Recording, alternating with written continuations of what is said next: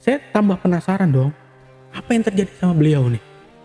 Saya coba lebih fokus lagi, saya coba lebih tinggiin koneksi lagi sama flashback dia ini. Kira dapat lagi. Tapi dapetnya tuh saat ada tangan nih, pergelangan tangan, kaki, pergelangan kaki, kuping kiri kanan. Pak Albert nih, organ-organ Pak Albert tuh udah dipotong. Tapi dia masih hidup. Dia masih hidup Bang Ale. Dia sadar dia masih hidup. Tapi dia kaget dengan semuanya yang hilang. Dan dia langsung merasa sakit yang sangat luar biasa.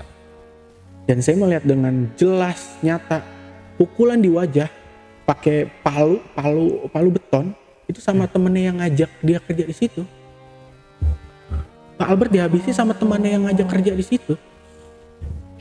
Ucapan terakhir temannya adalah, lu emang sengaja untuk jadi penutup dari apa yang ada di dalam.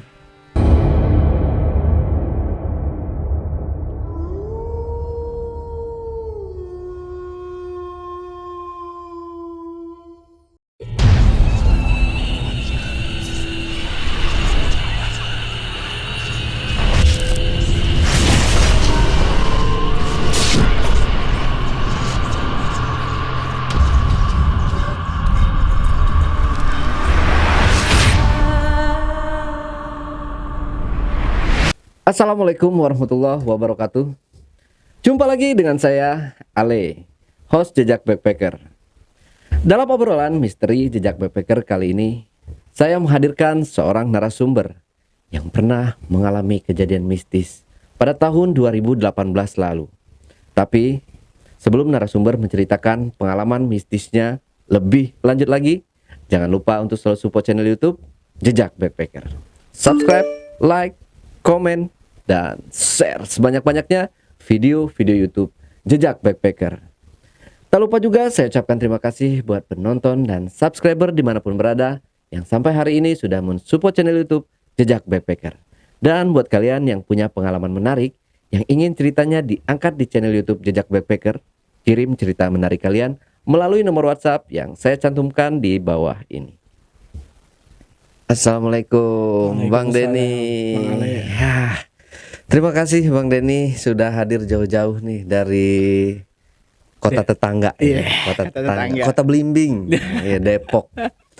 Gimana kabar Depok? Memang Depok itu selalu penuh sensasi kayaknya ya, banyak kejadian-kejadian unik. Apapun ada Bang Ale di situ. Dari kolor hijau, semua ada di Depok ya. Tapi kita kali ini bukan untuk ngobrolin tentang kota Depok atau kota terpanas Bekasi atau yang lainnya gitu. Jadi katanya nih Bang Denny ini ada pengalaman mistis ya Bang ya. Bisa dibilang seperti itu. Di tahun 2018 lalu. Oke, Bang Denny mungkin bisa diceritakan sedikit aja dulu kisi-kisinya nih Bang, seperti apa kejadiannya. Jadi ini pertemuan saya dengan sesosok makhluk yang meminta bantuan untuk menyelesaikan urusannya di dunia yang belum selesai, sampai akhirnya saya selesaikan dengan bantuan banyak orang juga. Tapi sebelum Denny menceritakan pengalaman mistisnya lebih lanjut lagi, saksikan setelah OMG yang satu ini.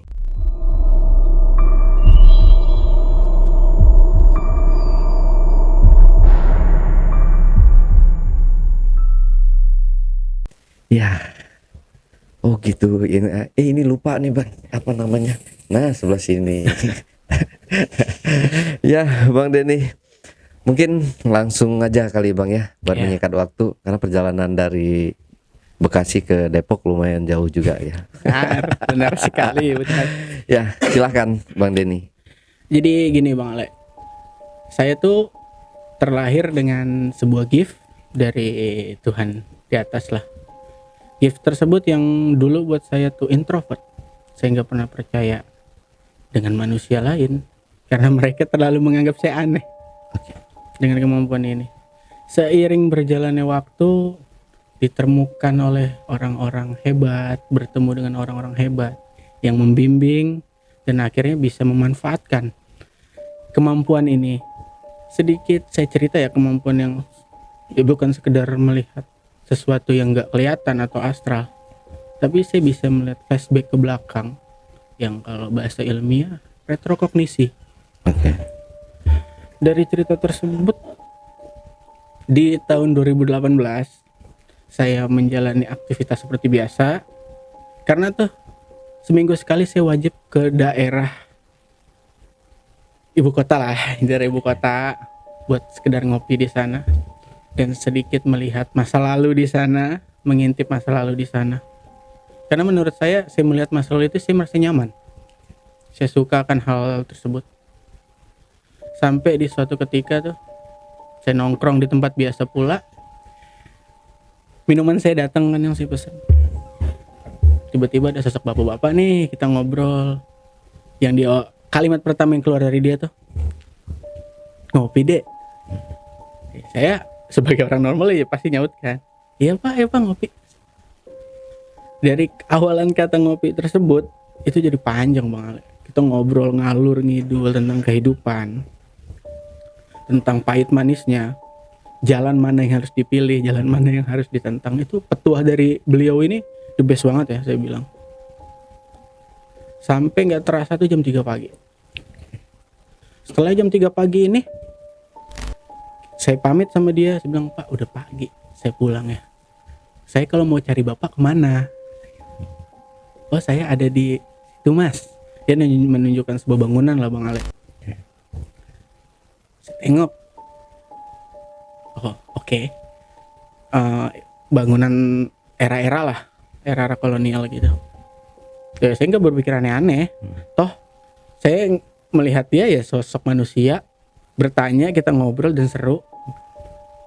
Pulang terus dia ngomong, kalau bisa bantu saya ya. Saya nggak jawab apa-apa. Saya cuma, iya pak saya pulang ya. Seminggu setelah pertemuan itu, hati itu gelisah banget. Ngerasa kayak punya hutang dan kayak dikejar-kejar hutang. Terfikir dia terus nih. Ada apa? Kenapa? Akhirnya saya ngeberaniin diri ke sana. Itu posisi malam minggu. Dan daerah itu terkenal rame banget kalau malam minggu. Berhubung saya orang yang sangat introvert, saya memutuskan beli kopi, saya tenteng-tenteng, saya datengin si bangunan yang dia bilang kalau itu tempat dia. Datang ke situ, ngobrol nih sama tukang kopi dan tukang pop mie di situ, nanya, Pak kenal sama Pak Albert? Saya bilang kayak gitu kan. Pak Albert mana ya mas? Di sini nggak ada yang namanya Pak Albert. Tapi di sini ada security yang jaga. Saya bilang bisa minta tolong dipanggilin nggak? Ya dia bertele-tele lah. Berhubung kita tinggal di Indonesia ya Bang Ale, kalau udah kayak gitu pakai cara cepet dong. Keluarkan sebuah nominal lah. Pak tolongin pak. Bergerak langsung. Keluar nih si security penjaga tersebut. Saya kaget pas ketemu, karena adalah seseorang yang saya kenal dari rumah saya nggak jauh. Jadi saya pernah sedikit membantu dia sebenarnya, dan dia merasa kayak punya hutang budi. Dia kaget, kok lu bisa di sini, ngapain? Kata dia gitu. Enggak beh, jadi pengen main aja, pengen nongkrong. Saya baru tahu Babi jaga di sini. Saya kira Babi, kan saya tahunya Babi tuh kerja di sebuah bank lah, sebuah bank. Enggak, jadi bangunan ini asetnya bank tersebut, katanya seperti itu. Nah, oke, ke dalam bisa beh. Ya udah, kan berhubung si Babe ini tahu saya punya kemampuan karena pernah membantu dia, mau explore ke atas, ke bawah terserah, tapi nggak saya temenin ya, kan kamu tahu saya gimana gitu kan. Emang orangnya takut banget Bang Ale. Oke, saya jalan situ, jalan. Kok dari bangunan yang konon kabarnya bekas bank lah nih, bangunan ini katanya bekas bank. Tapi kok saya masuk ke sana tepat di lantai 2, sehingga nggak ngelihat ada aktivitas perbankan. Yang saya lihat ya, saya nggak ngelihat ada aktivitas perbankan di masa lalu maksudnya. Tapi yang saya lihat tuh malah kayak tempat dansa, tempat dinner orang-orang besar di era-era itulah. Dan jadi bangunan tersebut ini bukan bangunan asli, tapi udah direnov sampai sebesar itu. Totalnya 3 lantai. Tapi ada basement, tapi basement itu nggak terhitung di lantai tersebut. Saya explore. Kok semakin menemukan sebuah kejanggalan. Kayak semua kejanggalan. Cari. Gak bertemu apa-apa nih. Gak bertemu jawaban yang saya cari. Akhirnya saya pulang. Saat pulang ke rumah ini, hati makin tertantang gitu Bang Ale. Makin penasaran. Ada apa sih di situ? Kok saya nggak ketemu sosok Pak Albert, si orang yang memberi saya petuah banyak banget tentang hidup loh. Saya putusin ke situ lagi. Itu waktunya udah menjelang maghrib ya. Berapa menit yang menjelang maghrib, ketemu sama Babe yang tadi yang kenalan saya tersebut. Saya masuk, saya ke lantai 2, iseng ngeluarin handphone nih. Dan dari hasil video saya tersebut nangkap sebuah sosok. Tapi saat saya video itu, saya nggak ada koneksi apa-apa dengan beliau ini. Tapi setelah video saya matikan dan saya baru bertemu dengan sosok Pak Albert tersebut, sosok aslinya, sosok terakhir dia hidup. Tapi yang saya aneh, kok dia munculin ke saya sosoknya. Kita sekarang ngebahas sosok kayak pocong ya, kan kalau pocong kan dibungkus ke atas ya pasti ya, ke atas dan ke bawah lurus. Ini tuh dia melilit begini loh. Oh ya. Jadi tubuhnya tuh kayak diikat tapi dililit kain putih gitu sampai ke kepala. Tapi di area sininya tuh masih ada penuh darah, full. Di situ dia bilang, ikut saya yuk, bantu saya selesaikan masalah ini yang sudah bertahun-tahun saya cari orang yang bisa bantu, tapi semuanya nggak ada yang bisa.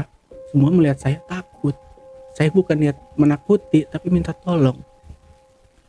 Dari minta tolongnya itu hati tergugah. Saya merasa saya punya kemampuan ini. Toh apa susahnya sih untuk membantu? Setidaknya kita coba dulu gitu Bang Ale. Coba dulu. Bersentuhan lah nih sosok saya dengan dia. Ini saya dengan dia tuh kayak bersenggolan gitu. Kita langsung flashback. Dan di flashback itu yang bikin saya.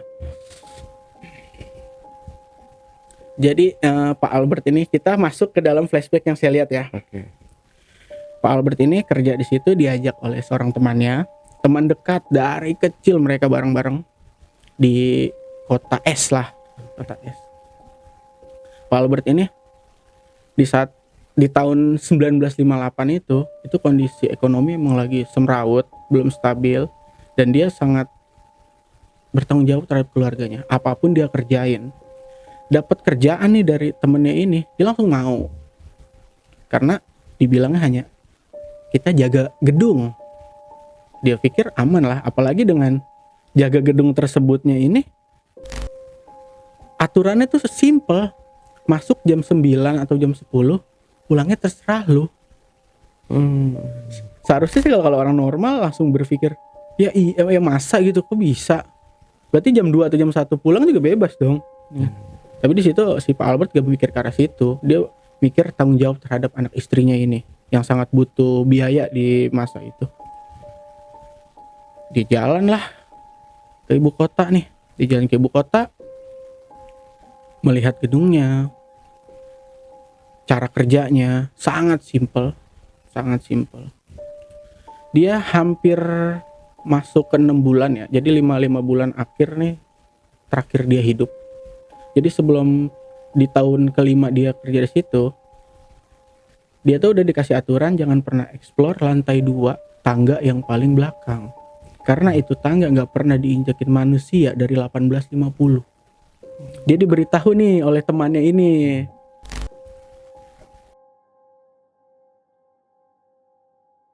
Jadi setelah temannya bilang kayak gitu, oh ya saya juga lupa nambahin. Jadi mereka nih ke Jakarta, nggak cuma Pak Albert aja ya. Mereka jual sebidang tanah untuk dibawa bekal lah ke Jakarta. Mereka sewa satu rumah, berpikir untuk memperbaiki ekonomi hidupnya dan kualitas hidupnya. Dan akhirnya Pak Albert kerja. Di bulan ketiga ini dia memberanikan diri nih. Aneh. Kok mau mau ke situ, ke arah tangga tersebut. Padahal udah dikasih warning kan, nggak boleh ke situ. Dia lihat-lihat. Dia turun ke anak tangga tersebut, sekitar 4 anak tangga nih. Dia nyender gitu Bang Ale. Nyender di tembok sambil bakar rokok. Tembok yang sebelah kanan yang dia sender ini jebol nih Bang Ale. Setelah jebol, dia panik. Tapi saat dia coba perbaiki, malah tambah runtuh. Di saat tambah runtuh itu kan berhubung di bawah center dan gedung itu tanpa ada listrik sama sekali ya. Di bawah center, dia senterin objek di dalam ruangan tersebut tuh. Jadi di ruangan tersebut tuh ada meja. Mejanya itu dari batu. Entah batu apa ya, tapi bentuknya bulat, tapi itu bentuknya meja tapi dari batu. Dan di atas meja tersebut ada batu lagi warnanya merah. Tapi kalau di center pakai senternya si Pak Albert ini, itu menyinari ruangan tersebut. Jadi memantulkan cahaya, jadi terang banget.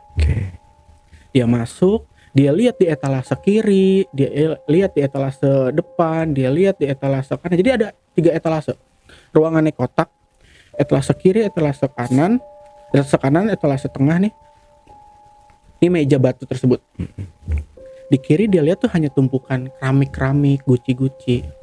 Di bagian depan, di etalase depan tuh baju kayak baju pesta era-era kolonial, terus baju tentara era-era kolonial.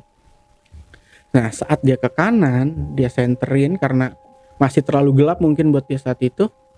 Dia senterin, dia ngelihat banyak batu-batu kecil berkilauan. Dia buka. Etalase tersebut masih ada kacanya. Masih utuh, nggak ada rayap, nggak ada hancur atau gimana pun di penglihatan saat itu. Dia ambil satu, dia kantongin, dia bawa ke tempat dia biasa tidur nih, dilihat sama dia. Itu batu warnanya ungu. Cuma dia masih bingung, ini batu apa? Tapi dia yakin ini berharga. Karena dia menemukan ruangan tersebut dan menurut dia berisi batu berharga ini, si Pak Albert ceritalah sama temennya yang ngajak. Aku nemu ini loh. Di ruangan ini yang kata kamu gak boleh kita ke situ, tapi aku gak sengaja nemu ruangan ini. Jawaban temennya tuh sinis. Ya udah, gak ada kata-kata lain. Setelah kejadian tersebut berjalan seperti biasa lah, batu tersebut dibawa pulang nih, dikasih tahu ke istrinya, sampai istrinya bilang kayaknya ini berlian deh Pak. Mereka akhirnya ngeberaniin diri bawa ke toko emas, dicek ke situ, dan itu berlian ungu yang kemungkinan besarnya ada tuh 1:1000 di setiap pertambangan. Dan di 1958 itu langsung dihargain sama si toko ini 1 miliar. Itu berapa kursnya coba? Wow. Di 1958 1 miliar. 1 miliar Bang Ale. Gila. Setelah itu vision saya nih, bayangan saya, penglihatan saya terhadap beliau langsung kekat. Setelah kejadian toko emas yang ada nominal uang tersebut kekat, nyambung ke Pak Albert di hari-hari terakhirnya. Dan kalau Bang Ale tahu hari terakhir dia hidup apa? Sekarang tanggal 12 Juni 1958, tepat hari ini. Tepat hari ini. Dia terakhir hidup 23:11, jam 23:11. Jadi saat dia keliling, tiba-tiba si yang katanya si punya gedung datang bersama temannya. Nanya sama dia, "Pak, kemarin nemuin batu ya di mana?" Diceritain lah, karena si Pak Albert ini ya, gue kerja di situ, gue menemukan sebuah ruangan, terus bos gue nggak tahu, ya harus gue kasih tahu lah. Udah bagus lah, ibaratnya rules dari si Pak Albert udah bagus banget. Pak Albert kasih tahu, tapi jawaban dari si bosnya ini sinis, lebih sinis daripada temannya. Bahkan terkesan kayak mengancam dari penglihatan, dari raut wajah. Terus Pak Albert nanya, "Memang kenapa Pak?" "Udah Pak, kalau udah berhasil bawa satu, jangan ngomong kemana-mana lagi ya. Jangan cerita kemana-mana lagi. Anak istri gak ada yang tahu kan. Dia bilang nggak ada pak. Padahal sementara istrinya udah dikasih tahu dong dengan nominal tersebut, dan dia punya rasa tamak. Si Pak Albert ini mengakui dia punya rasa tamak. Satu aja harga segitu, apalagi kalau semua. Dia berhasil ambil. Nah si bosnya ini pergi, temannya masih ada stay. Tiba-tiba datang lagi 2 orang yang katanya mau jadi penjaga buat nemenin dia juga. Jadi akhirnya si Pak Albert ini melakukan aktivitasnya seperti biasa. Dia keliling dan dia nggak berniat ke arah situ, nggak berniat ke arah si ruangan tersebut dan tangga yang nggak pernah dilewatin orang itu. Tapi ada suatu keinginan besar terus di benaknya dia nih. Gue ambil satu aja, hidup gue udah bisa berubah, apalagi semua. Dan di samping ketamakan itu dia memikirkan banyak orang yang dia sayang sih. Bagusnya masih di situ. Maksudnya nggak yang tamak benar-benar tamak untuk diri sendiri, memperkaya diri. Niat dia udah bagus-bagus banget kalau buat saya pribadi ya, di penglihatan tersebut. Dia akhirnya berani jalan ke situ. 2 orang yang saya bilang cerita tadi nih, yang datang katanya mau ikut jaga bareng dia, ikut di belakang. Ikut di belakang. Entah siapa yang memukul, ada pukulan benda tumpul di belakang kepala Pak Albert. Dia jatuh. Astaga. Dia jatuh, guling-guling di tangga tersebut. Tuh. Di situ visionnya langsung berhenti lagi. Saya tambah penasaran dong, apa yang terjadi sama beliau nih? Saya coba lebih fokus lagi, saya coba lebih tinggiin koneksi lagi sama flashback dia ini. Kira dapat lagi. Tapi dapetnya tuh saat ada tangan nih, pergelangan tangan, pergelangan kaki, kuping kiri kanan Pak Albert nih, organ-organ Pak Albert tuh udah dipotong, tapi dia masih hidup. Dia masih hidup Bang Ale. Dia sadar dia masih hidup, tapi dia kaget dengan semuanya yang hilang dan dia langsung merasa sakit yang sangat luar biasa. Di situ tiba-tiba ada bosnya yang tadi dan bos besar si pemilik gedung tersebut, dan ternyata itu orang asing, bos besarnya orang asing. Kalau dari omongan dia yang keluar saat Pak Albert melihat dia dan dia melihat Pak Albert, kalau di bahasa Indonesia kan tuh selesai kan, jangan sampai ada yang tahu, jangan sampai apa yang sudah tersimpan di dalam itu keluar. Terus tiba-tiba 2 orang yang tadi katanya mau kerja bareng Pak Albert ini buat jaga gedung tersebut bawa cawan. Bang Ale tahu cawan? Itu yang dari besi tuh, kayak besi atau tembaga besar gitu. Organ Pak Albert tuh ditaruh situ. Dan dia melihat organ ini ditaruh situ. Langsung disiram dengan cairan warna merah yang saya nggak bisa memastikan itu darah atau apa ya, tapi cairan itu merah kental. Cawan tersebut dibawa sama 2 orang ini menuju ke ruangan tersebut.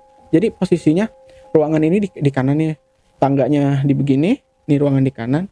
Si Pak Albert dieksekusi, tangan, kaki, pergelangan kuping itu di bawah tangga persis. Jadi dia masih bisa ngelihat organnya itu dibawa kemana.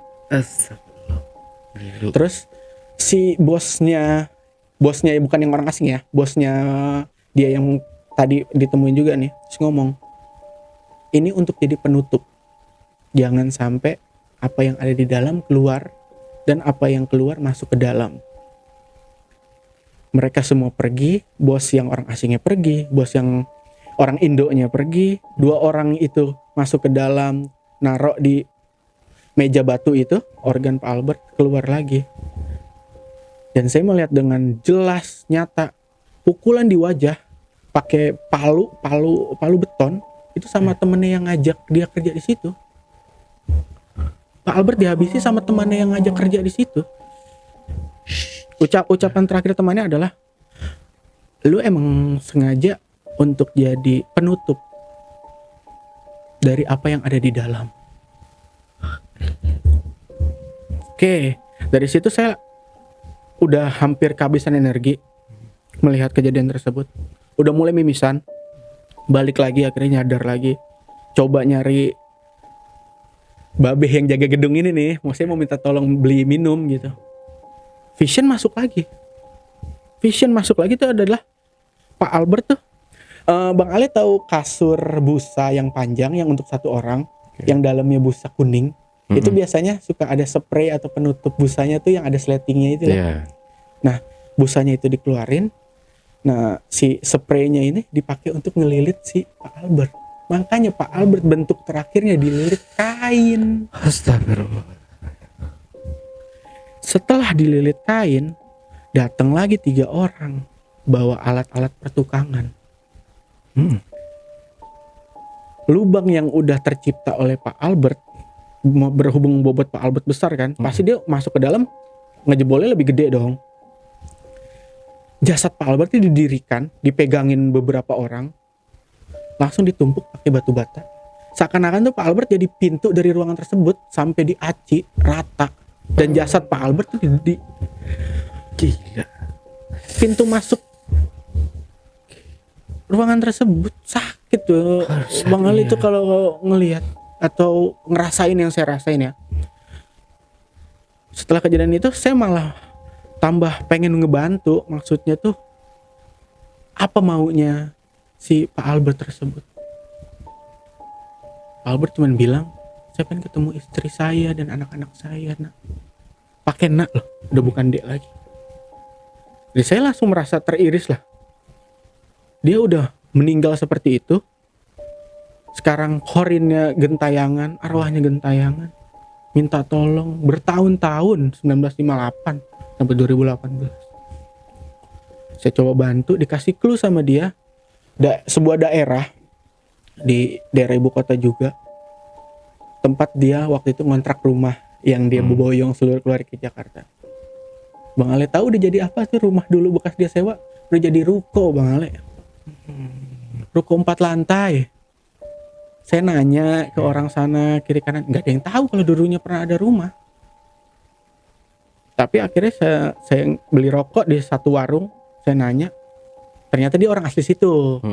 Dia ngomong, oh iya emang dulu pernah ada, tapi dulu banget deh, sebelum tahun 60. Nah tahun 61 itu emang dirombak, diperbaharui tata kota.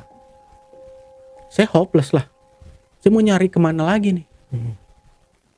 Terus sosok Pak Albert ini kasih saya clue, orang-orang yang melakukan hal keji ini terhadap saya itu bukan orang sembarangan. Kamu harus bantu saya. Saya langsung nanya, saya bantunya gimana? Apa mungkin mereka masih hidup? Karena di feeling saya tuh mereka udah pada nggak ada. Di feeling saya ya, mereka udah pada nggak ada. Udah 100 ke atas umurnya ya. Nah makanya. Nah setelah kejadian tersebut, saya pulang. Maaf, ada yang kelupaan.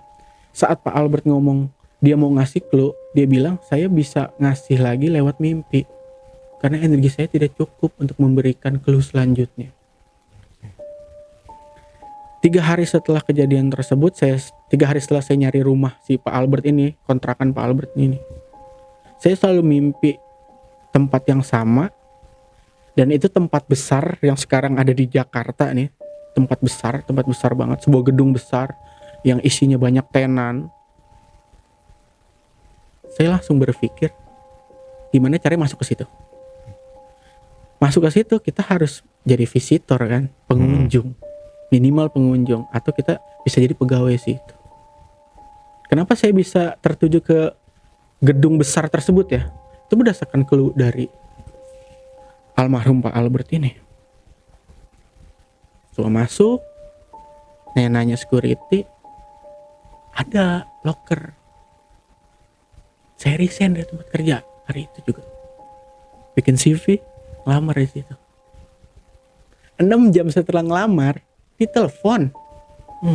Katanya diterima. Belum ada interview, belum ada pertemuan, kok diterima. Saya malah makin yakin. Nih dia. Keesokan harinya datang ngobrol sama supervisor, sama manajer. Cuma manajernya hanya segera say hello sih. Supervisor yang banyak ngomong. Dia bilang kerja di sini santai, asal teliti, kita nggak ada tekanan, kamu bisa dapat fee banyak. Hari pertama saya kerja di situ, pulang nih dapat 500.000 Bang Ale. Katanya buat uang transport. Aneh gak sih? Ya aneh lah.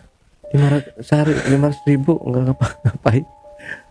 Saya itu belum ngapa-ngapain di situ kan, hanya baru diperkenalkan, ini meja kamu, ini komputer kamu, ini printer kamu.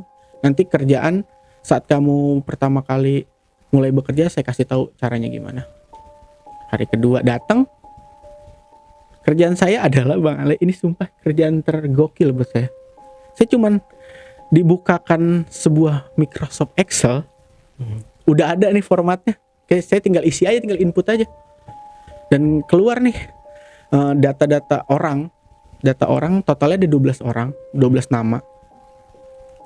Dan di samping nama tersebut ada nominal in out. Oke. Jadi kerjaan saya adalah per setengah jam melihat in out masuknya uang si 12 orang tersebut. Dan itu laporannya terus keluar.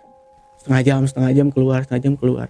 Dari 10.000, 100.000, 50.000 sampai puluhan juta. Input. Tapi yang paling anehnya lagi, saya kerja di situ hampir mau mendekati hari gajian. Datang surat nih. Itu bilang kata supervisor, surat ini adalah surat tanda tangan lo jadi karyawan permanen di situ. Tambah aneh Bang Ale. Langsung. Gue nggak ngasih effort besar di situ, cuma input, tiba-tiba jadi karyawan permanen. Dan gue juga menyadari selama gue di situ beberapa hari sampai mendekati hari gajian, gue ngobrol sama teman-teman yang ada di situ sekian banyak orang, dan gue coba nanya, lu waktu masuk, ada beberapa orang saya tanya, lu waktu masuk di sini pernah dikasih uang nggak sih? Mereka nggak jawab, dan kesannya malah ngejauhin gue. Yang namanya perkantoran, admin lah ibaratnya, kita bisa bilangnya admin ya, input data gitu. Biasanya mejanya deret gitu kan malah. Ini enggak ada jaraknya 1 meter. Dan mereka fokus dengan kerjaannya, nggak ada yang nanya ini, nggak ada yang nanya itu, nggak ada yang ngajak ngobrol ini, nggak ada yang ngajak ngobrol itu. Nggak ada teamworknya gitu. Nggak ada teamworknya. Ya mereka fokus dengan data yang keluar input, data yang keluar input. Gitu juga gua. Saat hari gajian tersebut, gua ngerasa paling aneh. Dipikir gua kerja cuman input data, paling 2 juta Bang Ale. Pikiran gue ya, paling 2 juta kerjaan gampang. Ini kita skip dulu yang surat itu ya. Surat itu ntar saya ceritain lagi. Masuk nih ke rekening, itu totalnya gila Bang Ale, 24 juta. 24 juta? Gue kerja apaan? Gue cuma nginput. Gue nanya dong sama supervisor, Pak ini salah transfer? Enggak, emang itu segitu kalau untuk anak baru. Nanti kalau kamu udah selesain surat yang kemarin saya kasih, itu bahkan bisa lebih. Saya ambil surat tersebut di laci nih, karena saya taruh laci kan. Saya baca. Itu peraturannya aneh. Saya bisa jadi karyawan permanen di situ. Yang pertama, saya nggak boleh nikah. Saya nggak boleh makan nasi putih di area tempat kerja itu.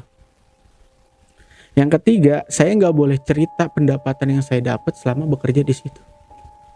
Orang hidup dapat uang kerja buat kebahagiaan, terus lu nggak boleh merit, nggak boleh nikah. Buat apa uangnya? Otak saya udah ke situ kan. Sementara saya tetap fokus ke niat saya pertama, menyelesaikan masalah Pak Albert. Tapi saya bilang, maaf Pak, saya udah tunangan. Padahal tunangan itu ya fiktif, nggak ada. Belum terjadi. Saya udah tunangan. Dia langsung marah. Dan marah sambil bilang, hati-hati. Masa denger anak buah tunangan terus mau merit, masa jawabannya hati-hati sih? Seharusnya kan, ya udah selamat ya. Normal kan gitu Bang Ale. Iya. Dia bilang hati-hati. Ya udahlah, saya jalanin. Ini uang 24 juta. Saya keep. Enggak saya apa-apain, enggak saya pegang. Yang saya pergunakan yang 500.000 ini. Seiring berjalannya waktu, udah masuk di hari ke-33 saya di situ. Setelah gajian nih hari ke-33. Saya ngomong sama supervisor, Pak, ini kerjaan saya nggak ada lagi. Ini udah selesai. Jadi kalau data keluar untuk input orang tuh per setengah jam kan. Itu setiap jam 5 udah selesai. Sementara kita masuk jam 11, jam 12. Kerja apa Bang Ale? Iya. Aneh. Saya mau. Jangan kan Bang Ale, kalau kita waras dan itu bener ada real ya, tanpa ada embel-embel aneh-aneh. Saya cari tahu nih, saya otak-atik nih komputer. Saya otak-atik nih sistem. Ini PT ngapain sih sebenarnya? Ketemulah jawaban. PT ini di bawah naungan bukan sebuah PT ya bilangnya, sebuah perusahaan besar, punya sebuah keluarga besar asing.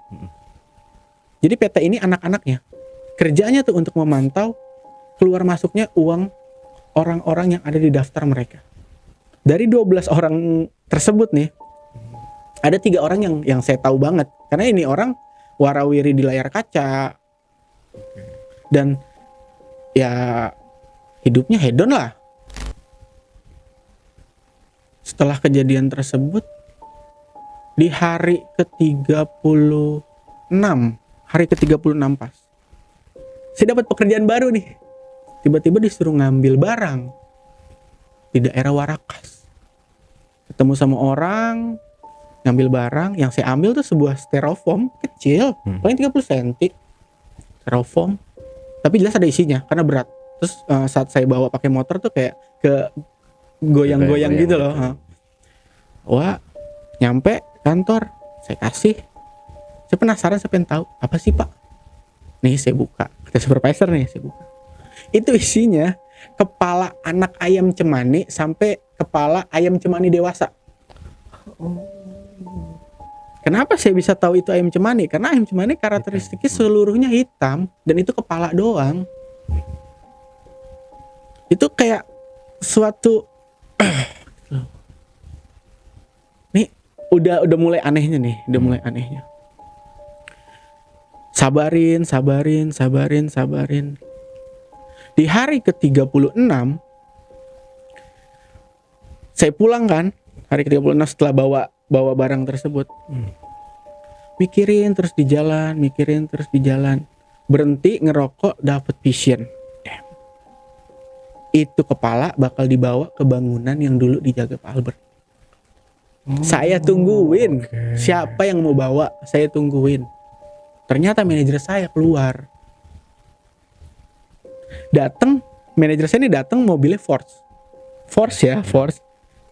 Keluarnya dibonceng naik Vario ke arah sana. Saya ikutin. Dan itu bener masuk ke gedung tersebut. Tapi kondisinya yang jaga bukan babe yang saya kenal. Beda. Lebih tegap banget badan, dari postur badannya juga, dan nggak karakter orang tua, bukan karakter kayak penjaga keamanan tua. Masuk ke situ dan saya nggak mungkin ngikutin ke dalam dong, pasti ketahuan. Saya tahan. Di hari ke-39 saya di situ, saya acak-acak lagi nih sistem, pengen tahu apa sih. Nah, nemu sebuah foto meja batu, ada di atas meja batu ada batu merah yang cukup besar, dan itu mirip yang ada di ruangan yang ditemukan Pak Albert. Di situ tertulis Blood Ruby. Jadi kan foto, terus ada kalimatnya gitu, Blood Ruby, ada nomornya keempat, Blood Ruby 4. Di situ saya mikir 4 berarti ada 1, 2, 3, 4, 5, 6 dan yang lainnya dong. Saya coba cari tahu, berhenti di situ. Di hari ke-42 saya di situ, saya makin ekstrim buat nyari tahu. Saya bukan mancing. Saya ngerasa kalau saya tetap di sini nggak bakal dapat jawaban lebih valid. Saya bikin surat resign. Saya ketik surat resign. Cetak. Saya kasih ke supervisor. Dia baca. Oh ya udah, hati-hati. Ngasih uang lagi. Ini buat pulang. Aneh gitu. Iya. Orang resign dikasih uang. Tapi nggak ada jawaban iya, enggak.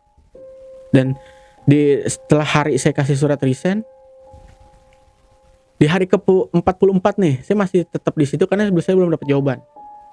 Akhirnya menjelang pulang, dia baru ngomong, ya udah, Tapi jangan pernah ngomong apa yang udah lu terima, apa yang udah lu kerjain di sini. Anggap aja lu nggak pernah kerja di sini dan nikmatin apa yang udah lu dapat. Makin greget dong, makin greget. Karena saya tipikal orang yang kalau belum selesai nggak bakal berhenti sampai dimanapun selama saya mampu. Di hari 45 saya terakhir ke situ, ambil barang-barang saya, kayak alat tulis segala macem, sambil lirak-lirik kiri kanan. Saya beraniin diri nih saat posisi break, ruangan kosong, saya mau masuk ke ruangan manajer, pengen tahu. Dan saya ngerasa aneh, masa ruang manajer yang seharusnya ada meja, komputer, itu kan normal. Tapi ini meja kayu jati, bangku 4, tengahnya lilin warna merah. Ruangan manajer macam apa?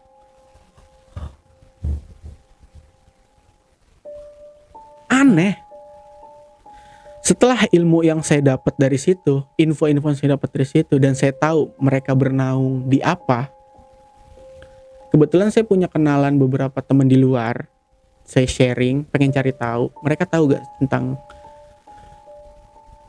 perusahaan ini dan keluarga ini. Saya nggak mau sebut nama keluarganya ya, karena cukup sensitif kalau sampai kita sebar. Dan mereka bilang, ini keluarga kaya. Mereka tuh memegang kunci beberapa negara. Mau apa lu Den dengan mereka? Pengen tahu mereka kerjanya apa? Ya mereka tuh sebuah perusahaan yang mendanai perang, jual beli senjata, explore alam, mereka semua pegang. Berhubung kita hidup di zaman teknologi saat itu, warnet lagi banyak-banyaknya, saya cari mereka lebih dalam di internet. Nyari sana sini, dapat dari temen yang stay di Singapura. Coba buka link ini, mungkin jawaban yang lu cari ada. Saya buka, itu background dari link tersebut tuh batu yang ada di atas meja batu itu loh. Dan ternyata link tersebut menjelaskan, dan link tersebut dibuat oleh seseorang yang pernah kerja bersama mereka, bersama orang-orang asing ini. Dan ini orang setelah membuat vlog atau membuat blog ini hilang tanpa jejak. Tapi blognya ini dipertahankan oleh beberapa teman-temannya supaya orang banyak yang lihat apa yang terjadi sama beliau si pembuat blog ini. Di blog tersebut dijelaskan mereka ini dibilang satanik bukan, dibilang sekte juga bukan, tapi sebuah perkumpulan orang-orang yang berpikir sangat cepat, sangat hebat, dan tahu beberapa rahasia alam. Dan mereka tuh di bawah naungan, kalau beberapa agama gitu, ini malaikat-malaikat hitam, malaikat-malaikat jahat. Dan bos mereka nih yang mereka sembah ini, yang konon kabarnya ada dan bersemayam di batu tersebut, itu yang paling tinggi kastanya. Oke. Tinggi kastanya. Dan ternyata batu ini dibawa ke beberapa negara, dan itu ada di Indonesia, dibawa 7 buah batu, dan itu semua tersebar di Pulau Jawa. Berarti saya lihat nomor 4 ini ada temannya yang lain. Oke, kita skip sampai di situ kan. Terus saya cari tahu lagi tujuannya untuk apa.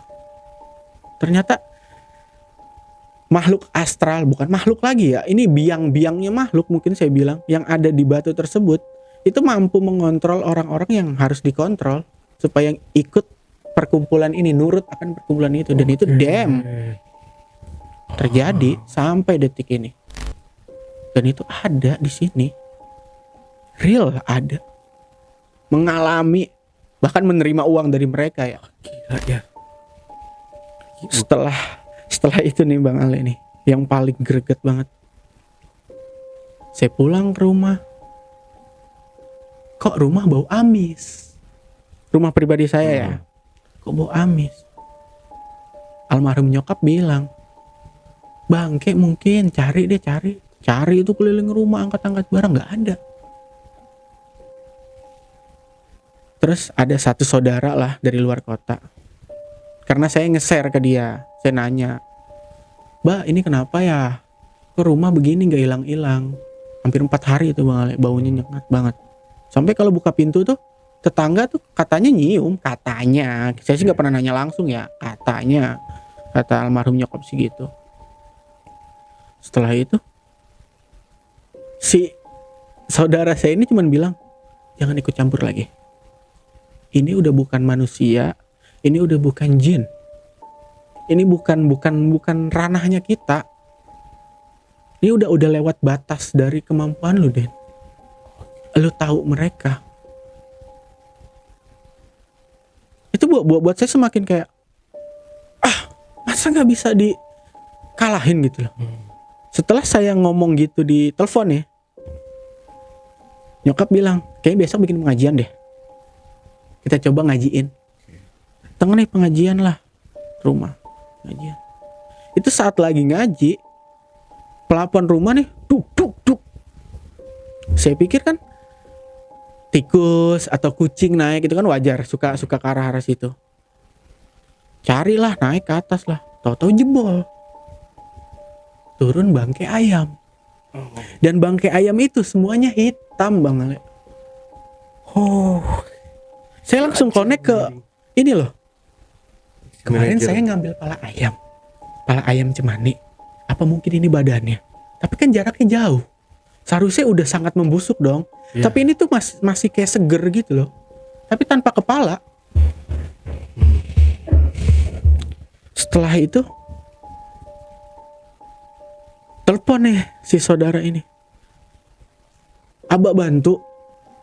Tapi kalau Abah bilang udah, jangan cari, udah ya. Tapi tekad saya tetap kuat banget. Saya mau menyelesaikan masalah Pak Albert.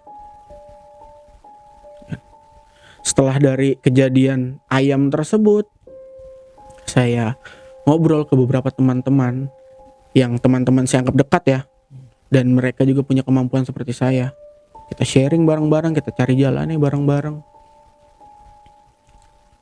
Saya bukan dapat job ya, diajaklah kita keliling nih sama anak-anak. Bukan anak-anak sih ya, kayak perkumpulan juga, tapi mereka pencinta era-era kolonial, apalagi kayak pabrik gula gitu Bang Ale. Banyak tuh di Indonesia tuh perkumpulan kayak gitu yang suka datengin XX pabrik gula era-era kolonial. Kita datengin nih. Dan ada satu pabrik gula yang saya nggak mau sebut namanya ya, pabrik gula tersebut. Saya datang ke situ dan saya menemukan penawar dari isi batu tersebut. Karena ternyata batu itu disebar 7 buah disebar di Pulau Jawa. Itu mereka juga bawa penawarnya, bawa lawannya untuk menetralkan. Pasti Bang Ali bertanya dong, apa lawannya itu, Den? Bener gak sih? Iya. Bukan batu Bang Ali, tapi sebuah energi, sebuah entitas. Tapi saya nggak bisa bilang itu makhluk ya, karena yang saya dapat hanya sebuah cahaya warna biru terang dan itu sejuk. Setelah saya memiliki dia nih, ibaratnya saya mencoba ajak dia untuk bareng-bareng sama saya. Tapi saya nggak ngomong untuk menyelesaikan masalah Pak Albert ini. Tapi dia mengiyakan untuk ikut dengan saya. Ancaman muncul. Saya ditelepon, diajak ketemuan di salah satu restoran nih di daerah Jakarta juga sama supervisor saya dan manajer saya. Tiba-tiba muncul, saya nggak tahu karena janjiannya kita supervisor doang sama saya. Ngobrol nih, ngeluarin uang 5 juta. Jangan dicari tahu lagi, Den. Nah, dia tahu dari mana saya nyari tahu? Ya kali saya ke warnet dia ngedetect history pencarian saya. Itu kan udah gak masuk di akal Bang. Dia bilang, udah Den, jangan dicari tahu. Bos atau manajer saya ini ngomong, hati-hati. Bukan cuma lu yang kena. Saya dapat ancaman seperti itu, saya ancam balik. Saya tahu semuanya. Dan saya tahu mata rantainya. Saya tahu benang merahnya. Dan saya tahu penawarnya. Saat saya ngomong penawar, mereka kaget, mereka shock. Tanpa ngomong ABCD pulang. Setelah itu ngechat, saya transfer uang 5 juta. Tapi tolong kita udah gak usah berurusan. Kamu gak usah ngurusin saya juga gak usah ngurusin kamu. Anggap omongan tadi tuh hanya bercanda. Mereka takut. Setelah saya bilang penawar ini, saya simpulin penawar ini kunci dari ini semua. Setelah saya ngerasa aman nih dari mereka, Pak Albert muncul. Setelah 4-5 hari lah, Pak Albert muncul dari pertemuan saya dengan supervisor ini. Pak Albert muncul, Pak Albert bilang, udah selesai nak, sekarang bisa ke rumah saya. Saya dikasih denah di kota S. Saya punya uang 5 juta ini Bang Ale. Saya transfer ke rekening random. Karena saya yakin kalau saya pakai pasti bermasalah. Saya transfer ke uang-uang elektronik lain, sebar ke yang aneh-aneh deh pokoknya sampai itu habis. Saya cuma punya pegangan handphone, sepatu yang harganya cukup mahal, dan beberapa aksesoris yang harganya cukup mahal. Saya jual untuk pegangan saya ke kota S. Jalan ikuti arahan beliau, sampailah di suatu perkampungan. Saya nanya sama orang warung sambil beli minum. Saya singgung, misi bu, saya mau nanya, kenal sama Pak Albert gak? Kaget beliau. Loh, kok kamu tahu? Kamu ketemu di mana sekarang Pak Albert? Ayo saya antarin ke rumah anaknya, biar ngobrol sama anaknya. Saya ketemu anaknya, anak itu udah berbaring bang, berbaring, kayak orang stroke. Oh, udah tua ya? Udah tua. Tapi yang hebatnya daya ingat dan bicaranya masih normal, pendengarannya masih normal. Saya ngobrol, di situ keluarga nangis-nangis. Dapatlah beberapa cerita. Cerita pertama, Pak Albert hilang tanpa jejak. Istrinya nyari dong ke tempat kerjanya. Istrinya kan tahu nih. Situ, nggak dapat jawaban. Terkesan ditutupi dan tiba-tiba dikasih uang. Tapi nggak diterima sama si istrinya tersebut. Istrinya berpegang, gue punya sesuatu nih yang kemarin Pak Albert temuin. Gue jual ini. Gue bisa sewa pengacara atau bayar ini orang itu orang untuk cari suami gue. Bendanya hilang. Benda kecil tersebut yang dibawa itu hilang. 8 bulan pencarian di Jakarta nih, mereka udah ngabisin uang banyak. Si ibu sakit. Sakitnya tuh kayak orang stroke. Tapi tubuhnya berbelok. Sendinya tuh muter semua. Sampai kepalanya tuh katanya tuh ada di sebelah kanan tuh udah hampir gak bisa nengoknya orang normal. Dan konon katanya si ibunya ini meninggal di rumah kontrakan tersebut. Anaknya yang paling besar ini yang saya temuin, yang masih hidup ini, yang kondisinya sekarang udah gak bisa apa-apa karena usia mungkin ya, atau entah pengaruh juga. Nyokapnya meninggal, mereka bingung harus gimana. Sementara masih ada adik. Jadi Pak Albert punya 3 anak. Oh, yang satu umurnya 20 saat Pak Albert kerja itu. Satunya 17, satunya 9 tahun. Si anak yang 17 ini sangat jadi anak kesayangannya Pak Albert. Katanya diam-diam masuk ke dalam bangunan yang dulu Pak Albert jaga. Dan saat dia masuk, itu adalah hari terakhir dia. Hilang seperti bapaknya. Di situ si kakaknya ini yang ngobrol sama saya, ini anaknya Pak Albert itu nangis sek-sekan Bang Ale. Kok keluarga gue sampai kayak gini? Akhirnya dia bawa pulang si adeknya nih, adek terakhirnya dia bawa pulang ke kota S. Di kota S, si adeknya ini pun sakit-sakitannya aneh. Muntah, tapi nanah terus yang keluar. Muntahnya tuh nanah dan baunya tuh amisnya luar biasa. Sebulan dari muntah-muntah setelah dia pulang ke kota S, adiknya meninggal. Berarti tersisa hanya anak sulungnya nih. Ya.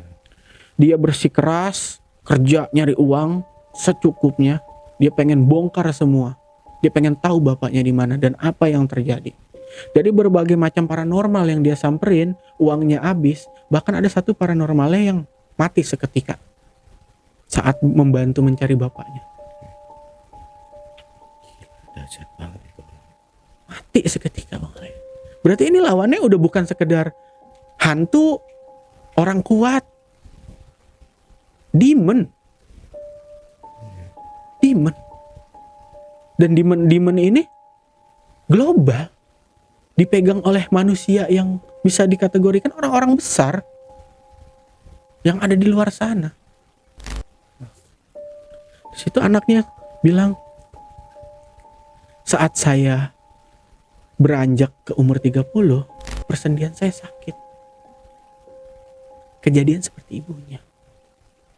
Tapi gak sampai meninggal. Akhirnya dia lumpuh total. Akhirnya saya ceritakan, bapakmu ada di sini. Saya perinci semua, saya detailin. Saya nggak mungkin ceritain detail banget ya Bang Ale di sini. Ya. Tapi saya ceritain kalau dia detail jasad bapaknya di mana, meninggal karena apa. Dia nangis. Tenang, tapi dia ngerasa tenang karena bapaknya ternyata kabarnya ada di situ. Tapi saya langsung bilang gini loh, mau kita ambil jasadnya bisa. Saya berani pasang badan. Tapi untuk diri saya. Tapi kalau untuk kalian, saya nggak mau mengorbankan orang lagi karena lawan kita bukan jin yang biasa kita dengar. Udah sesuatu yang sangat ekstrim. Keluarganya ambil kesimpulan, ya udah nak, kita ikhlas. Yang penting kita udah tahu di mana. Di situ muncul sosok Pak Albert semasa hidupnya, rapi, bersih, nggak serem, ngucapin makasih. Aku pengen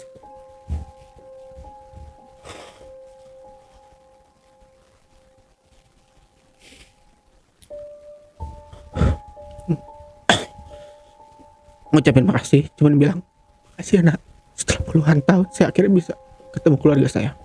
Itu saya ngeliat korin-korin mereka ngumpul dengan leganya gitu loh, akhirnya bisa pulang.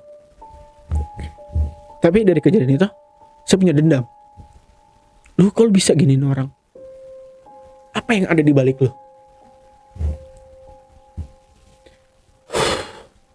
Bentar Bang Ale. Ya. Ini cukup agak sedikit menguras emosi.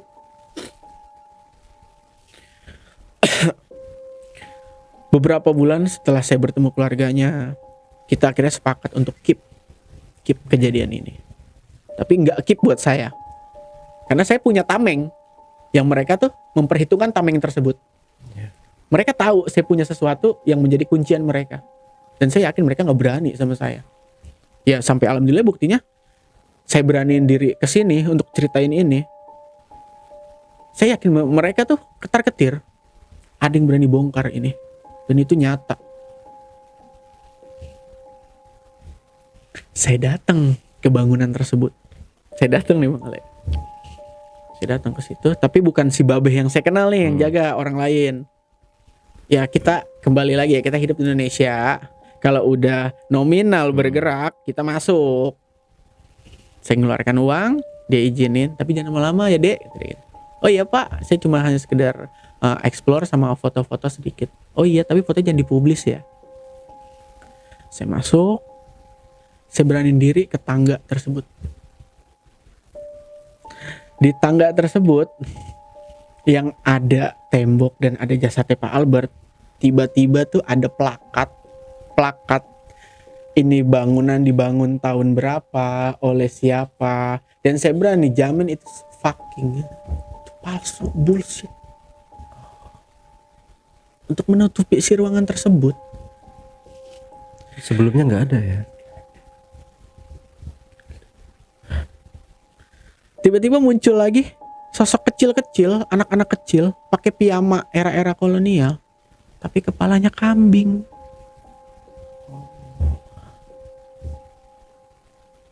Dan ternyata itu adalah manifest dari apa yang ada di dalam batu merah tersebut. Dia cuma bilang, komunikasi kita ya, dengan saya dengan dia tuh, kamu udah tahu rahasia saya, dan kamu juga sudah pegang kuncian saya. Anggap semua ini nggak ada. Anggap semua ini nggak pernah ada dan nggak pernah lu temuin. Saya makin gencar. Saya cari tahu. Oke, kita close urusan Pak Albert yang udah selesai ini kan. Tapi saya bilang tadi, saya masih punya dendam. Saya pengen cari tahu apa maksudnya benda-benda ini ada di negara kita gitu loh. Dibawa ke sini untuk apa? Ternyata pertama kali dibawa, batu pertama itu dibawa 1785 oleh pelaut-pelaut dari Eropa sana. Dan emang fungsinya tuh untuk menjaga mereka. Mereka beranggapan seperti itu. Dan di era itu menurut saya seorang orang Eropa yang pikirannya lebih maju, tapi ternyata mengerti akan hal tersebut. Karena tuan-tuannya di Eropa sana nih, bos-bosnya di sana, bawa ini, sebar ini. Dan akhirnya masuk 7. Dan kenapa ada penawarnya? Supaya efek dari si batu-batu tersebut yang menyelimuti pulau ini yang ada batu-batunya itu bisa terkontrol. Jadi fungsinya untuk membuat orang nurut, ikut apa kata si pemilik batu-batu ini. Dan akhirnya terjadi. Terciptalah tuh berbagai politik dagang, berbagai politik uang. Pengaruh dari mana? Batu tersebut beserta isinya. Dan mereka lupa penawarnya juga pernah ditanam.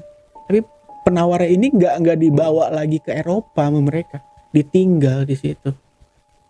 Dan saya bertemu oleh penawarnya tersebut. Jadi intinya batu tersebut tujuannya aja untuk mengontrol seluruh orang-orang supaya ikutin maunya mereka, memonopoli mereka dengan berbagai kebijakan. Ya intinya sih kembali lagi ke uang. Korban-korbannya ini banyak banget Bang Ale dari batu tersebut. Ternyata ada persembahannya. Dari era kolonial hingga menjelang era kemerdekaan, itu penumbalannya masih ada di pabrik-pabrik gula tersebut. Dari yang tadinya pakai manusia, ganti hewan, ganti tanaman. Tapi memang karena seiring berjalannya waktu, memakai tumbal tanaman ini dan beberapa minyak-minyak yang berhubungan dengan dunia-dunia mistik ini nggak terlalu berefek keras, akhirnya mereka semua tutup dengan sendirinya. Tapi yang brengseknya mereka meninggalkan itu. Sebuah entitas besar yang sewaktu-waktu bisa mereka aktifkan dan mengontrol lagi. Saya cerita ini, saya nggak peduli dengan omongan orang beranggapan apa tentang ini.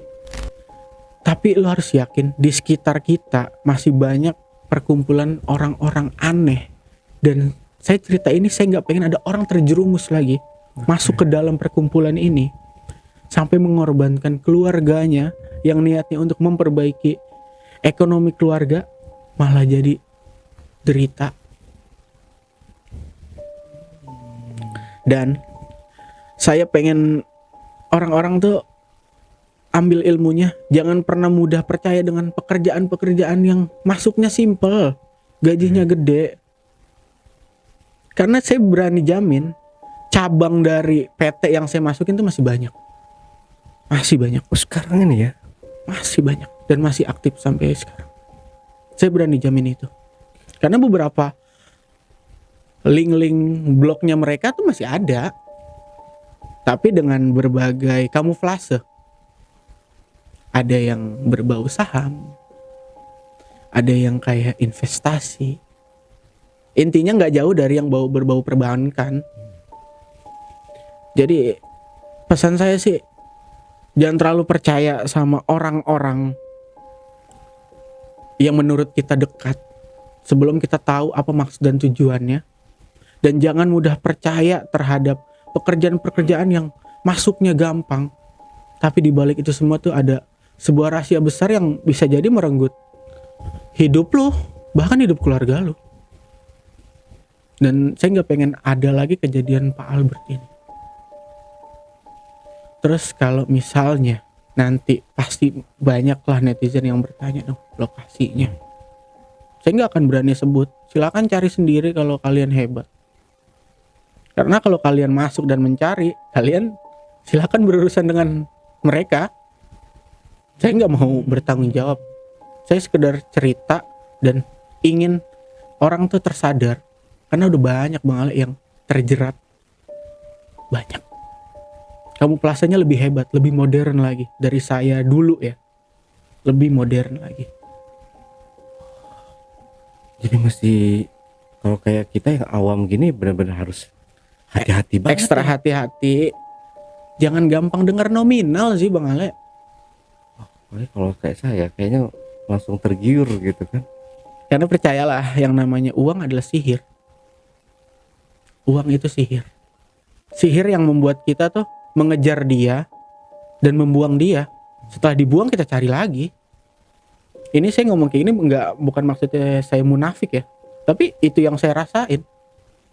Dan kembali lagi, kita menyikapi hidupnya tuh dengan jalani apa yang lu punya. Lakuin apa yang lu mau. Dan jangan pernah merasa terkontrol akan orang lain. Karena semakin lu terkontrol, lu semakin masuk ke dalam skenario mereka. Karena skenario ini udah ada dari ratusan tahun lalu. Lahir, diajarin, sekolah, kerja, nyari uang, mati. Sebenarnya hidup ini lebih banyak bisa kita nikmatin dibanding itu semua. Masih banyak yang bisa kita lakukan di hidup ini. Nggak sekedar kita sekolah kelar, kerja cari uang, udah terkumpul banyak, nikmatin, mati gitu. Enggak, masih banyak yang bisa kita lakuin. Dan lebih kuatin lagi keyakinan terhadap keyakinan kalian masing-masing sih. Agama kalian masing-masing. Semakin kuat agama kita, semakin jauh kita dari mereka. Dan yang bikin saya benar-benar harus memberitahu adalah iman harus sangat lebih dikuatkan. Karena ada mereka loh yang real, nyata loh, ada sampai sekarang masih eksis. Dan jangan sampai ada yang terjerumus lagi. Kurang lebihnya cerita saya seperti itu Bang Alek.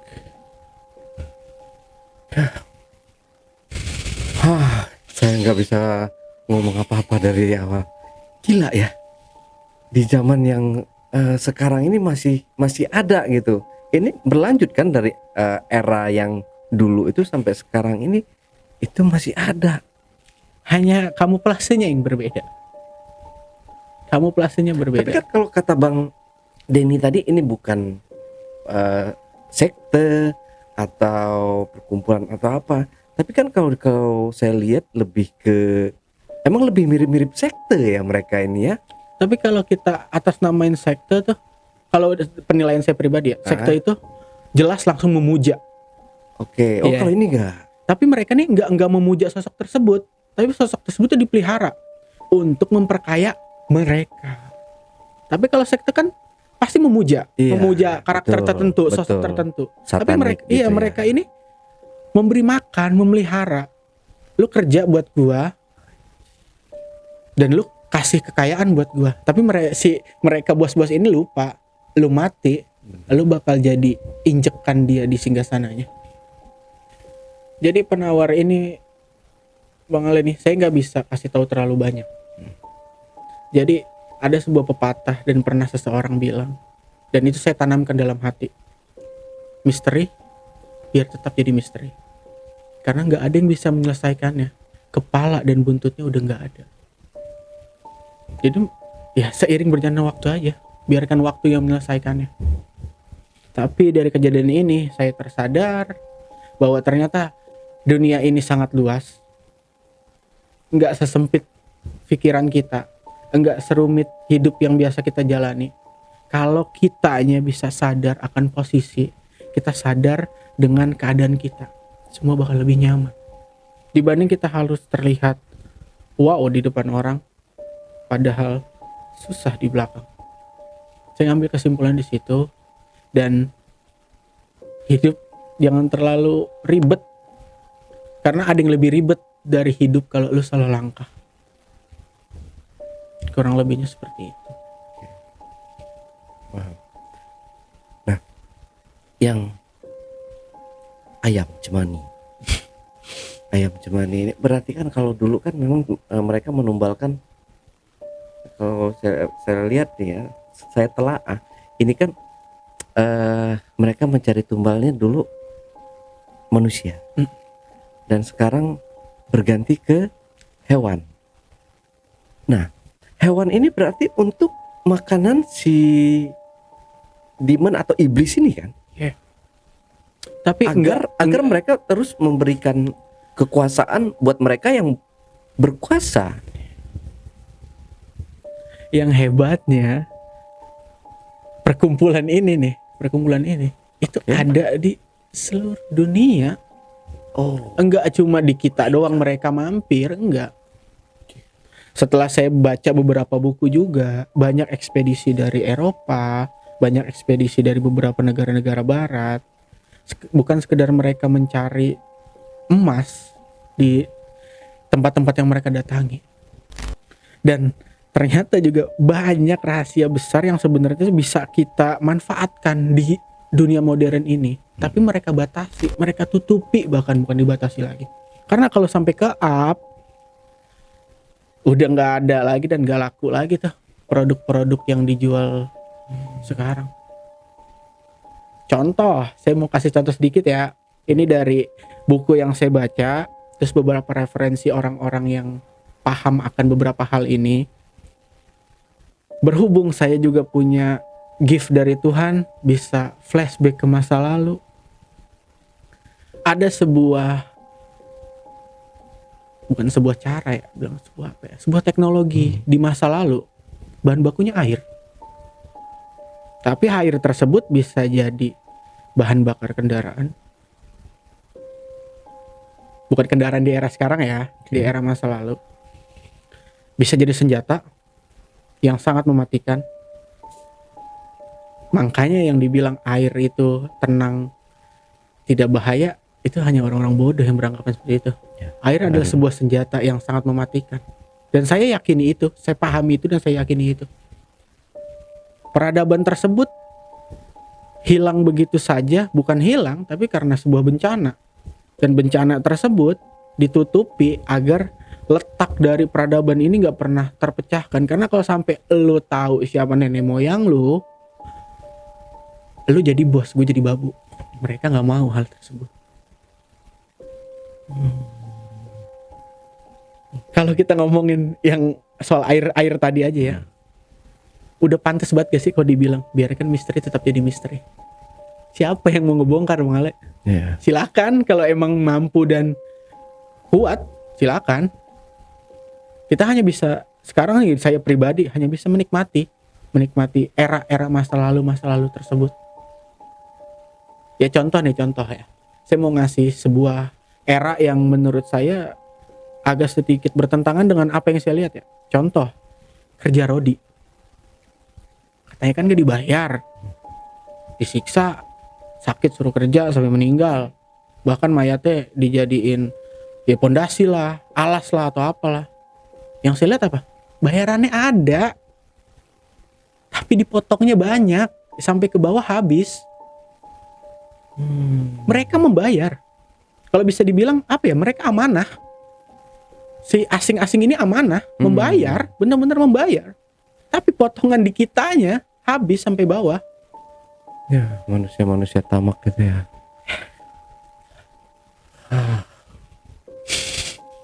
Iya, paham. Ya enggak kan zaman dulu, zaman sekarang aja kan turun mengecil. Akhirnya ada semprit. Masih mending sekarang ada ya. Tapi kalau dulu benar-benar nggak ada. Bahkan yang saya lihat, kalau ada pekerja yang meninggal dunia, itu ada uangnya untuk pemakaman. Sekarang siapa yang jahat? Mereka bisa jadi pondasi, mereka bisa dijadiin alas untuk jalur. Sebenarnya orang kita sendiri terlalu tamak. Karena saya punya kakek seorang veteran perang, dia cerita saat dia dulu bertempur, lawan ini lawan itu. Kok saya gak bisa dapetin feel itu ya di kenyataan hidup saya sekarang? Ya, karena ternyata di masa dulu yang perang ya perang, yang menjilat ya menjilat, dan terus hingga kini terwaris. Betul. Maaf kalau terlalu sensitif ya omongannya, tapi ya terserah. Kalau merasa, saya nggak nyebutin nama apapun. Kalau merasa ya silakan perbaiki diri masing-masing. Lu menjilat, ingat air liur itu ada batasnya. Lu jilat terus, dia akan kering, dan saat kering lu sendiri yang dimakan. Hidup normal aja, real aja. Kerjakan apa yang lu mau, kejar tujuan lu. Jangan berpaku pada sebuah target, lu bakal hidup nyaman. Karena hidup nyaman gak ada ceritanya Bang Ale. Contohnya saya dapat gift kayak gini, dulu mikirnya sebuah petaka. Gak punya teman, orang ngejauhin, ngomong sendiri. Tapi saya selalu beranggapan, ya udah lu jauhin gue aja. Toh gue ngomong sama sesuatu, dan sesuatu itu nanggepin apa yang gue bicarakan. Lu nggak lihat ya itu derita lu. Yang penting gue ngelihat. Itu sih yang saya tanemin ya. Dan sampai detik ini emang kayak hidup saya ngerasa fine, adem ayem. Ya karena ya udah bodo amat. Yang penting saya menanamkan kebaikan, dan saya yakin benih kebaikan tersebut jadi kebaikan di kemudian hari. Dari pengalaman saya ketemu Pak Albert, saya dapat reward yang cukup besar.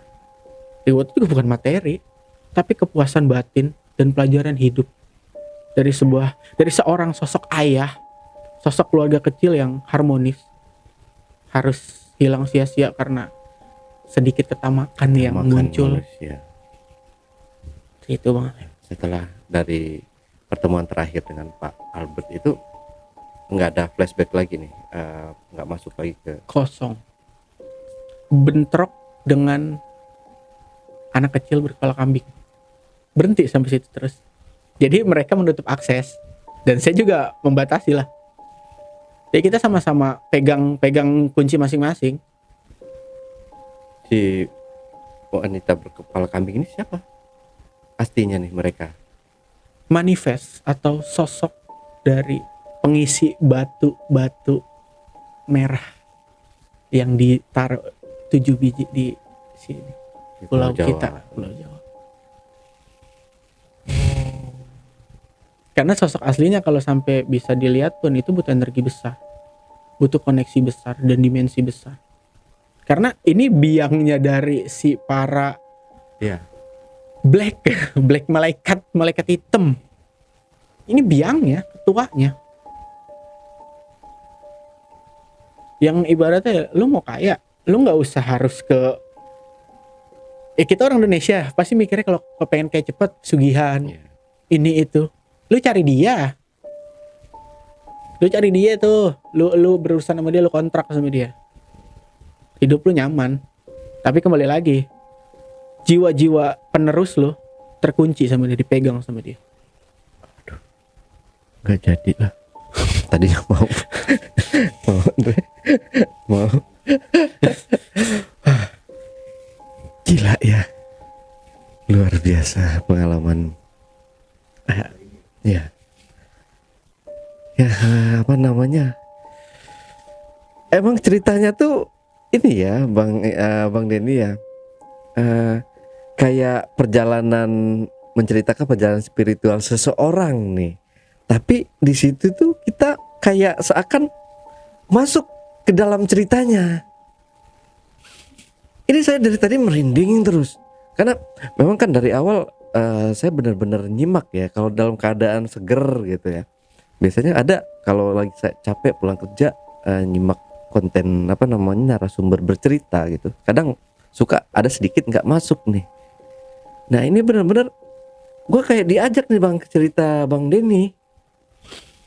Jadi kayak ketemu dengan Pak Albert saat pencarian rumahnya di mana, rumah si keluarganya ini dia pindah ke kota S itu di mana gitu.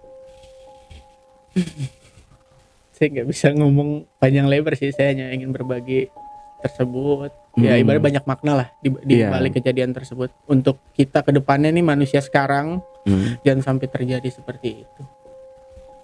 Karena ketamakan udah masuk otak, masuk ke mindset. Nah, untuk si manajer-manajernya ini nih yang di perusahaan di era yang sekarang ini, itu kan dari 2018. Berarti itu masih makin raksasa perusahaannya.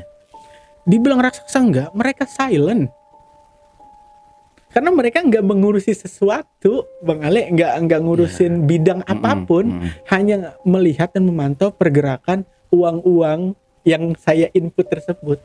Setelah saya cari tahu, ya mereka ber-12 yang masuk dalam daftar saya yang namanya nggak pernah ganti-ganti nih, mereka ber-12 saja, yaitu mereka salah satu bagian dari itu. Karena supaya nggak ada manipulasi, uang masuk dan uang keluar. Pintar, cermat. Buat orang-orang kita jauh pikiran tersebut. Lu ngatur kekayaan lu di negara lain pakai tangan orang lain, dan orang lain itu harus terpercaya. Gimana cara bikin orang lain terpercaya? Sihir uang. Makanya saya selalu menyimpulkan uang adalah sihir. Kita mencari, habis itu kita buang, kita cari lagi. Enggak, bukan maksudnya munafik, sekali lagi kan maksudnya munafik. Semua orang butuh akan uang, karena uang itu bisa membeli, ada yang bilang bisa membeli kebahagiaan, padahal menurut saya kalau kita menyikapinya lebih bijaksana, kita cari uang itu, kita gunakan sesuai kebutuhan. Oke, bisa buat liburan atau segala macam, itu udah lebih fine. Tapi paling bagus kalau kita bisa berbagi. Tapi orang sekarang lupa, Bang Ale. Kadang punya 100.000, pengen kasih 1.000 aja nih, mikir ya ntar jadi 99 gitu, Bang Ale. Itu yang pengen saya tanamkan buat penonton jejak backpacker.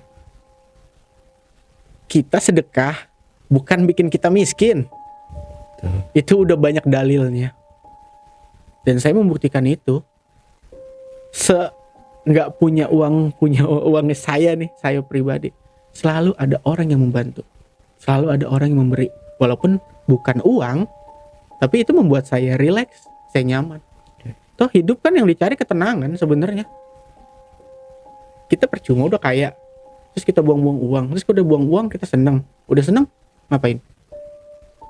Mati. Padahal mah nyaman, yang dicari itu nyaman. Gitu, Bang Ale.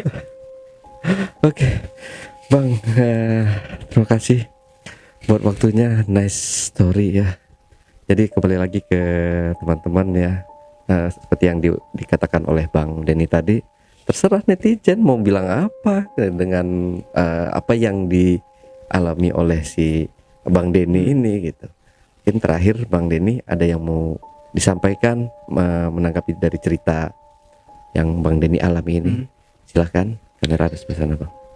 Saya cuma mau bilang kalimat yang tadi ya, kalimat sakral yang tadi. Biarkan misteri tetap jadi misteri, dan jalani hidup sesuai rules dan porsi. Gak usah berlebih, gak usah kurang, dan jangan pernah takut sedekah. Itu aja sih, Bang Ale. Oke.